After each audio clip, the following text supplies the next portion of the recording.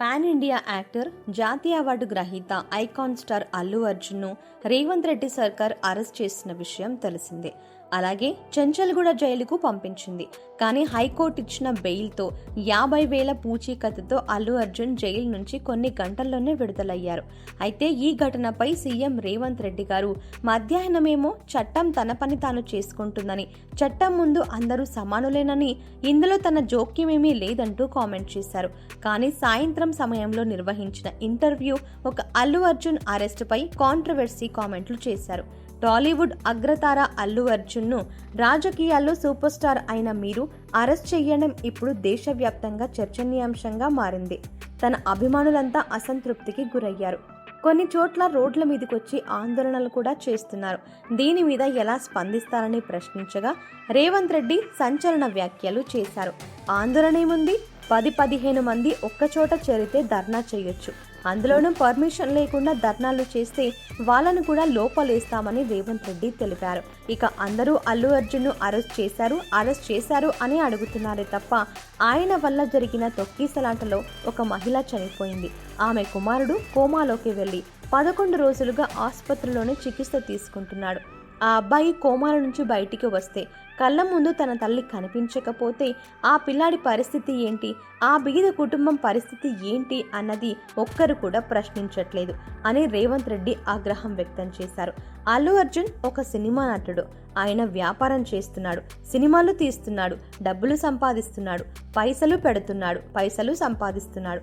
అందులో నాతో లావాదేవీలేమున్నాయి? Real estate వ్యాపారులు ఎక్కడో స్థలం తీసుకుంటారు, దాన్ని లేఅవుట్లు చేసి అమ్ముకొని పైసలు సంపాదిస్తున్నారు. అచ్చం అట్లనే అల్లు అర్జున్ కూడా వ్యాపారం చేస్తున్నాడు. అలా కాకుండా అల్లు అర్జున్ ఏమైనా ఇండియా పాకిస్తాన్ బార్డర్కు వెళ్లి యుద్ధం చేసి భారత్ను గెలిపించాడా?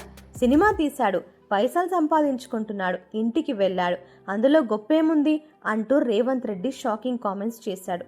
కారులో వచ్చి సినిమా చూసి సైలెంట్గా వెళ్ళిపోతే ఎటువంటి సమస్య ఉండకపోయేది. కానీ వెళ్ళేటప్పుడు కారులో నుంచి బయటకు వచ్చి చేతులూపుతూ అక్కడున్న గుంపుని ఉద్రేకపరుస్తూ హడావిడి చేశారు. దాంతో జనం పెద్ద ఎత్తున ఎగబడ్డారు. కంట్రోల్ కాలేదు, తొక్కిసలాట జరిగింది. అక్కడ మహిళ ప్రాణం పోయింది. ఎవరు దానికి బాధ్యులు? జనం ప్రాణం పోయినా కేసు పెట్టొద్దా? ఈ ఘటనలో క్రిమినల్ కేసు నమోదైంది. అల్లు అర్జున్ను ఈ కేసులో A11గా పెట్టారు. 10 రోజుల తర్వాత పోలీసులు అల్లు అర్జున్ ఇంటికి వచ్చారు. అందుకే పోలీసులు ఇంటికి వెళ్లి అరెస్ట్ చేశారు అంటూ సీఎం రేవంత్ రెడ్డి చెప్పుకొచ్చారు. తనకు చిన్నప్పటి నుండి అల్లు అర్జున్ తెలుసని, అతనికి తాను తెలుసని సీఎం రేవంత్ రెడ్డి తెలిపారు. అల్లు అర్జున్ మామ చిరంజీవి కాంగ్రెస్ నేత అని, అల్లు అర్జున్ని పిల్లనిచ్చిన మామ చంద్రశేఖర్ రెడ్డి కూడా కాంగ్రెస్ నేత అని, తనకు బంధువని, అల్లు అర్జున్ భార్య కూడా తనకు బంధువని రేవంత్ రెడ్డి తెలిపారు. హోంశాఖ తన వద్దే ఉందని, ఈ కేసుకు సంబంధించినటువంటి రిపోర్ట్ తనకు తెలుసని రేవంత్ గారు చెప్పుకొచ్చారు. భారతదేశంలో సల్మాన్ ఖాన్, సంజయ్ దత్లు ఎందుకు అరెస్ట్ అయ్యారని రేవంత్ రెడ్డి ప్రశ్నించారు. ఫిలిం స్టార్లు, పొలిటికల్ స్టార్ల కోసం ప్రత్యేకంగా ఏముందని, దేశంలో అంబేద్కర్ రచించిన రాజ్యాంగం ఉందని, దానికి అనుగుణంగానే చట్టం పనిచేస్తుందని చెప్పుకొచ్చారు.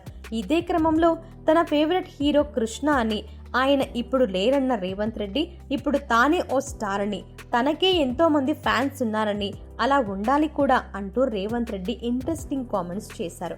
మరి రేవంత్ రెడ్డి గారు అల్లు అర్జున్ పై చేసిన ఈ కామెంట్స్ పై మీ అభిప్రాయాన్ని కామెంట్ రూపంలో తెలియజేయండి.